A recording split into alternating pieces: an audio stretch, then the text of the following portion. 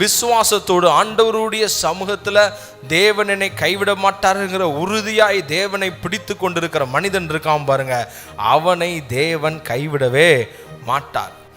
விசுவாசிக்கு அப்போ உபத்திரவமே இல்லையா சார் கேட்டால், இன்னும் சொல்லப்போனால் நீதிமானுக்கு வரும் துன்பங்கள் அநேகமாக இருக்கும்.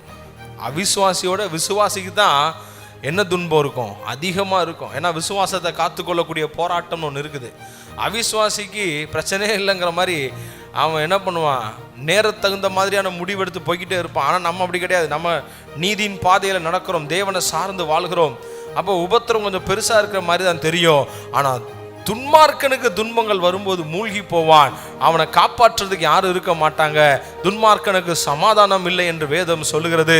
ஆனால் நீதிமானுக்கு எல்லாரையும் விட அதிகமாய் துன்பம் வந்தாலும் வேதம் சொல்லுகிறது, அவைகள் எல்லாவற்றிலும் இருந்து கர்த்தர் அவனை விடுவிப்பார். ஒன்றில் கூட என்ன பண்ண மாட்டார், கைவிட மாட்டார்.